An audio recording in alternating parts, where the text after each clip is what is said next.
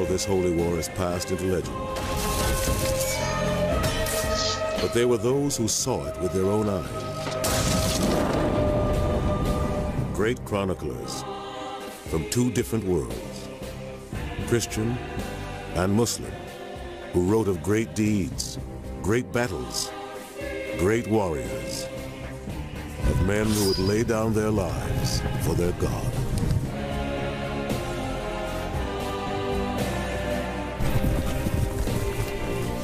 This was the collision of two great faiths, the clash between the crescent and the cross. This was the Crusades.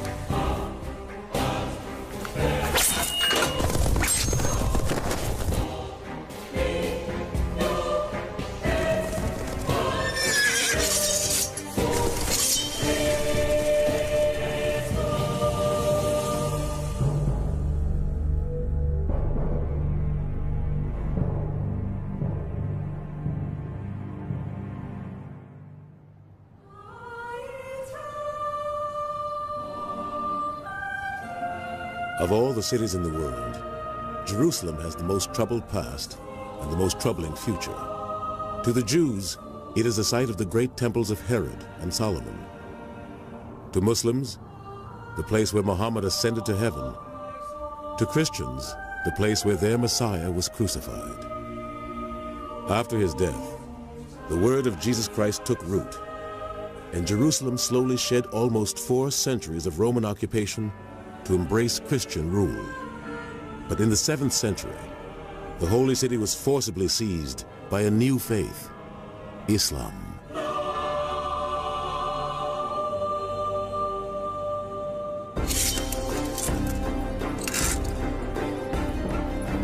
Now, 400 years later, the Christians wanted Jerusalem back. Across Europe, some 60,000 warriors were gathering, readying themselves for battle. One of the leaders was veteran warlord Duke Godfrey of Bouillon.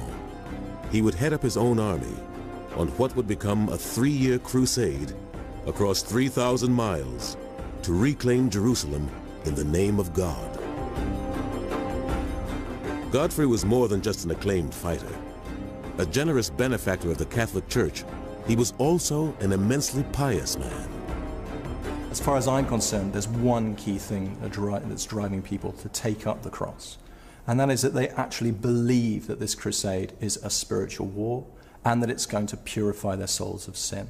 And yes, I'm sure they've got other agendas, they've got other things they're looking for at the same time, but if there's one thing that's at the core and that it's across the largest range of people, it's spirituality, it's religion that's driving this. The Franks, which was the catch-all word for everyone who participated in the Crusades, were regarded for many centuries until this day as barbarians who came to destroy the peak of Islamic civilization. And this is a very strong thing which goes down right to this day. So the word crusade is electric, and people know it. They know what happened in that world. There was good reason why men would risk everything to journey to a distant land from which they might never return. Blighted by famine and racked by petty wars, their European homeland was a cursed place.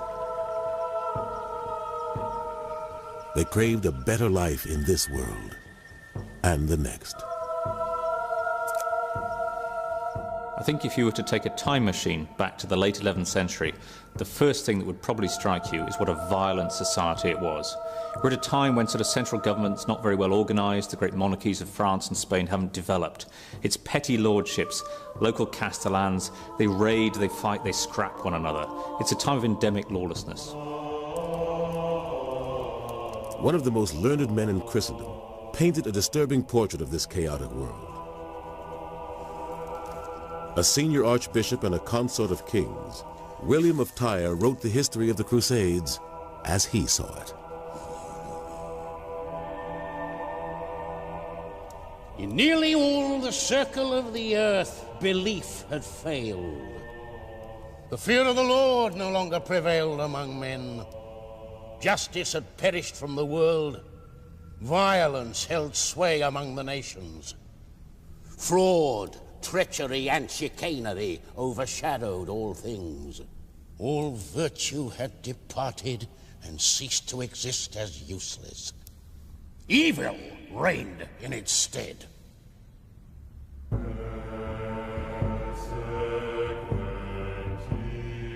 There was only one organization with the potential to stem this anarchy: the Church.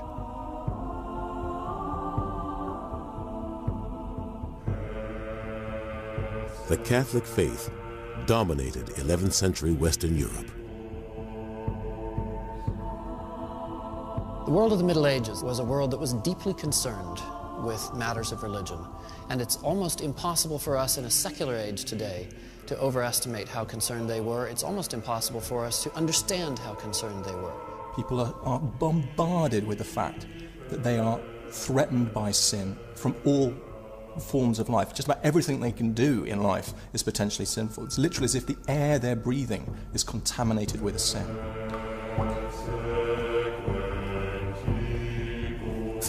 The Church could absolve a man of his sins, but it lacked the political muscle to wash away the ills of an entire society.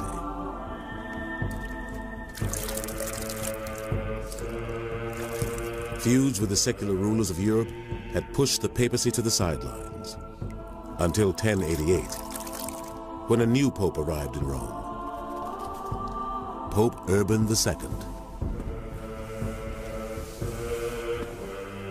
Pope Urban was an astute individual, a man who understood the political and social and religious currents and needs of his time, someone who knew how to bring those things together and channel them into productive outlets. Pope Urban needed a master plan to put the Catholic Church back on the political map. The answer to his prayers would come in the form of a desperate plea for help from an old rival.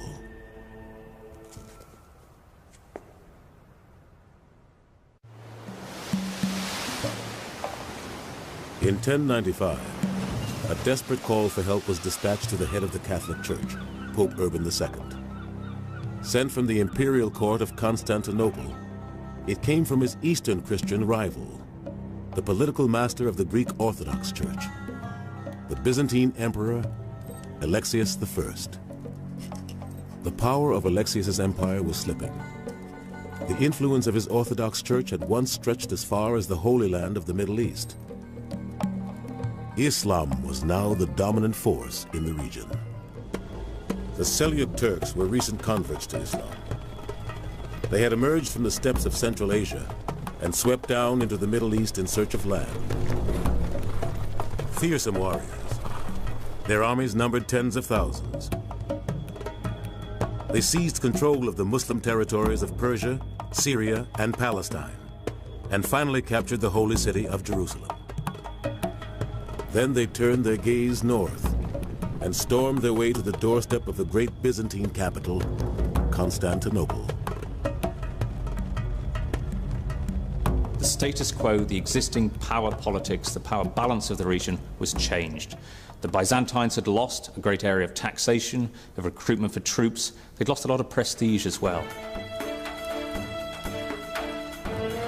By 1095, the Emperor Alexius was desperate to strike back. But he couldn't do it alone. He appealed to the Pope, in the spirit of Christian brotherhood, to send an elite force of knights to help him keep the Turks at bay.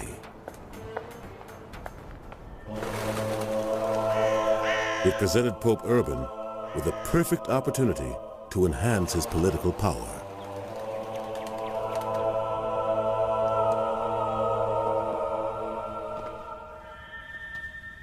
You've got to understand that the popes of that period were politicians. Much more so than they are now. Even now, the current pope intervenes in politics all the time. But at that time, the popes were big players, scheming, manipulating, intriguing, politicking. They were basically the politicians of the church. Pope Urban was set to hijack the misfortune of the Byzantine Empire. He would launch his own holy war against Islam. A crusade that would strengthen his papacy and put Rome back at the center of the world political stage. The idea of the Crusade satisfies a number of particular agendas for the Pope. It allows him to increase his authority over the knighthood of Western Europe at the expense of other secular rulers. It directs the violent knights away from their practices of brutalizing the church in the West. It also rolls back the infidel. It begins to allow the Christians to reclaim the holy places. In November 1095, the Pope performed a spellbinding open-air sermon outside the town of Clermont in France. It was a rallying call to princes, knights, clerics, and the common man to wage a war under the banner of the Catholic Church. Urban must have been a remarkably charismatic and effective speaker.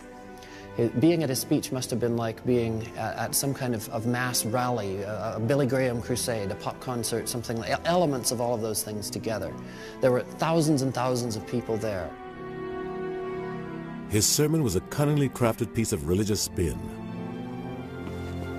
spiced with exaggerated tales of Muslim atrocities against Christian pilgrims living in the Holy Land. It demonized the Turks and presented the crusade as the apocalyptic war of two faiths.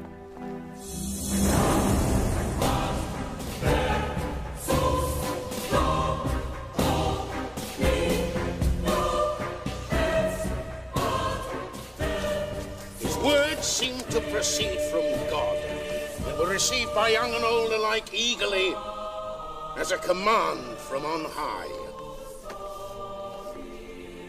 The cradle of our faith, the native land of our Lord and the mother of salvation, is now forcibly held by a people without God. For many years now, the wicked race of Saracens, followers of unclean practices, have oppressed with tyrannical violence the holy places where the feet of our Lord rested. Dogs have entered into the holy places. Priests have been slain in the sanctuaries, virgins forced to choose between prostitution and death by torture. The emotional intensity of the moment was very high, and when the end of the speech was reached, Urban gave an appeal, and people came forward from the crowd to take the cross, literally to take strips of cloth and put them on their clothing, over their breast, over their heart perhaps, and to indicate that they were taking vows and were going to go to the east to rescue their brothers.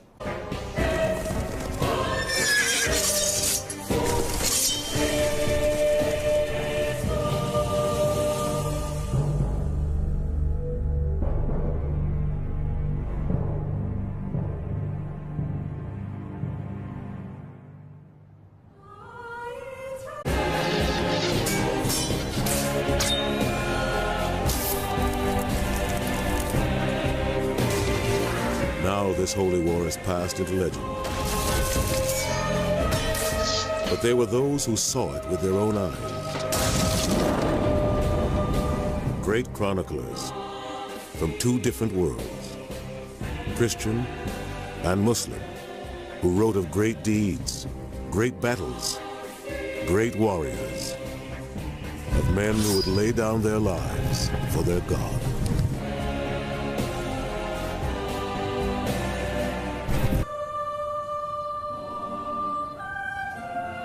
Of all the cities in the world, Jerusalem has the most troubled past and the most troubling future.